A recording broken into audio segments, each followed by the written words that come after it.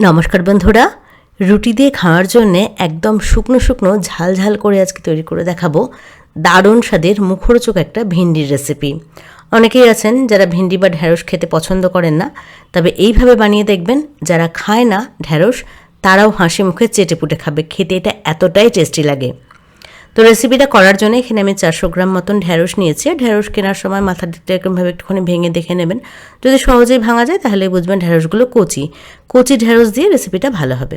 তো এখানে আমি ঢ্যাঁড়সটাকে ভালো করে ধুয়ে একটা শুকনো কাপড় দিয়ে মুছে নিয়েছিলাম। মানে ঢ্যাঁড়সের মধ্যে যাতে বেশি জল না থাকে সেদিকটা একটু দেখে নিতে হবে। ঢ্যাঁড়সটা কাটার পরে কিন্তু আর ধোয়া যাবে না, তো ভালো করে ধুয়ে একটু শুকনো কাপড় দিয়ে মুছে নিয়ে তারপরে ঢ্যাঁড়সগুলোকে কেটে নিতে হবে।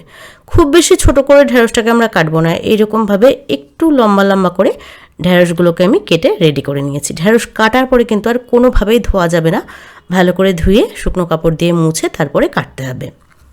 রান্নায় চলে এসেছি। রান্নাটা করব সর্ষের তেল দিয়ে। কড়াইতে 1 টেবিল চামচ তেল দিয়ে দিয়েছি। তেলটাকে কড়াইয়ের গায়ে ভালো করে ছড়িয়ে নিয়ে গরম করে নিয়েছি। এবার প্রথমে ঢ্যাঁড়সটাকে ভাজতে হবে। মিডিয়াম টু হাই হিটে ঢ্যাঁড়সটাকে ভাজবো। একটু সময় নিয়ে ভাজবো যাতে করে ভাজতে ভাজতে ঢ্যাঁড়সটা সেদ্ধ হয়ে যায়। তবে ঢ্যাঁড়স ভাজার সময় কিন্তু প্রথমেই নুন দেবো না, কারণ নুন দিলে ঢ্যাঁড়স থেকে জল ছাড়বে, মানে ঢ্যাঁড়সটা একটু পিচ্ছিল টাইপের হয়ে যাবে, ভালো লাগবে না রেসিপিটা। তো নুন ছাড়াই ঢ্যাঁড়সটাকে একটু সময় নিয়ে ভেজে নিচ্ছি। তো ঢ্যাঁড়স ভাজা হতে থাকুক, এদিকে একটা মশলা তৈরি করব। তার জন্য মিক্সি জারে নিয়ে নিয়েছি 1 চামচ মৌরি, তার সাথে 1 চামচ ধনে, 1 চামচ গোটা জিরে, আর দিয়ে দিচ্ছি 3টে কাঁচা লঙ্কা। কাঁচা লঙ্কাগুলোকে ভেঙে দিয়ে দিলাম, আর 5-6 কোয়া রসুন। রসুনের পরিমাণটা একটু বেশি লাগবে। 1 ইঞ্চি আদা কেটে নিয়ে সেটাও দিয়ে দিলাম। এবার এই সব কিছুকে শুকনো অবস্থাতে জল ছাড়াই ঘুরিয়ে নিয়েছি। দরদরে করে এটাকে বেটে নিতে হবে, মিহি পেস্ট করা যাবে না, বা এটা বাটার সময় কিন্তু জল দেওয়ারও দরকার নেই। তো সব কিছু সুন্দর একটা পেস্টের মতন হয়ে গেছে, মানে একটু দরদরে করে বেটে নিয়েছি। এদিকে ঢ্যাঁড়সটাও কিন্তু বেশ ভাজা ভাজা হয়ে এসেছে। আমি মিডিয়াম আঁচে একটু ঢেকে দিয়েছিলাম যাতে করে ঢ্যাঁড়সটা সহজে একটু নরম হয়ে যায়। তো ঢ্যাঁড়সটা এখন প্রায় সুন্দর ভাজা ভাজা হয়ে গেছে। ঢ্যাঁড়সের পিচ্ছিল যে ভাবটা থাকে সেটা কিন্তু চলে গেছে। এবার এখানে সামান্য পরিমাণে একটুখানি নুন দিচ্ছি যাতে করে নুনটা ঢ্যাঁড়সের মধ্যে ভালো করে ঢুকে যায়। প্রথমে যদি নুন দিতাম তাহলে কিন্তু ঢ্যাঁড়স থেকে প্রচুর জল ছাড়তো। নুন হলুদ দিলে ঢ্যাঁড়স থেকে কিন্তু প্রচুর জল ছাড়ে। তো প্রথমেই নুন হলুদ ছাড়া ঢ্যাঁড়সটাকে একটুখানি ভেজে নেবেন। ঢ্যাঁড়স যখন একটু ভাজা ভাজা হয়ে যাবে তারপরে সামান্য একটুখানি নুন মিশিয়ে নেবেন। তো ঢ্যাঁড়স কিন্তু এখানে আমার ভাজা হয়ে গেছে, এর থেকে বেশি আর ভাজবো না। ঢ্যাঁড়সটা ভাজতে ভাজতে সেদ্ধ হয়ে গেছে। এবার ঢ্যাঁড়সটাকে আমি নামিয়ে রাখলাম। রান্নাটা করার জন্য কড়াইতে আরও 1 টেবিল চামচ সর্ষের তেল গরম করে নিয়েছি। ফোড়নের জন্য দিচ্ছি সামান্য পরিমাণে 5 ফোড়ন। 5 ফোড়নটাকে কয়েক সেকেন্ড একটু নাড়াচাড়া করে নিয়েছি। 5 ফোড়ন ভাজার মিষ্টি একটা সুগন্ধ বেরিয়েছে। এবার বেটে নেওয়া মশলার পেস্টটা বা দরদরে করে যে মশলাটাকে আমি তৈরি করে নিয়েছিলাম, মোটা মোটা করে বেটে নিয়েছিলাম, সেটাকে দিয়ে দিলাম।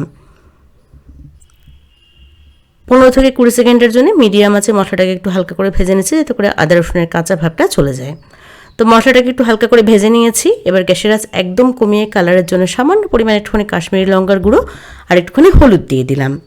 হলুদ আর কাশ্মীরি লঙ্কার গুঁড়োটাকে মশলার সাথে ভালো করে মিশিয়ে নিচ্ছি। মশলাটাকে বেশ সুন্দর করে ভাজা ভাজা করে নিয়েছি। মশলার যে একটা কাঁচা গন্ধ থাকে সেটা কিন্তু চলে গেছে। এবার দিয়ে দিচ্ছি এখানে একটা বড় সাইজের টমেটো পেস্ট। টমেটোটাকে বেটে নিয়ে তারপরে দেবেন, তাহলে ভালো হবে রেসিপিটা। স্বাদ অনুযায়ী নুন দিয়ে দিলাম, আর টেস্টটাকে ব্যালেন্স করার জন্য অল্প পরিমাণে একটুখানি চিনি দিয়েছি।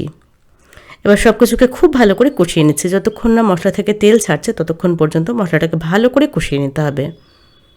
মশলা ভালো করে না কষানো হলে মশলা থেকে একটা কাঁচা গন্ধ করে, সেটা কিন্তু ভালো লাগে না।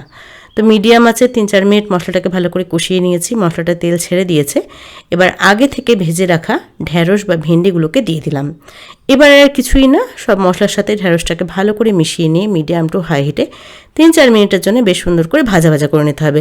এই রেসিপিতে আমি কোনো জলের ব্যবহার করব না, যেহেতু এটা রুটি দিয়ে খাওয়ার জন্য করছি। একদম শুকনো শুকনো করে আমি এটা তৈরি করব।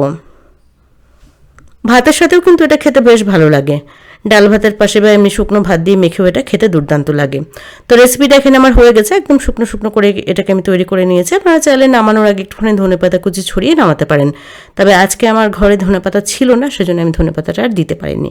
ব্যাস তৈরি হয়ে গেল দারুণ স্বাদের একদম শুকনো শুকনো মশলা ঢ্যাঁড়স বা মশলা ভেন্ডি। তো কেমন লাগলো আজকের রেসিপি সেটা অবশ্যই আমাকে কমেন্টস করে জানাবেন। ভিডিও ভালো লাগলে লাইক করবেন আর চ্যানেলটাকে সাবস্ক্রাইব করবেন।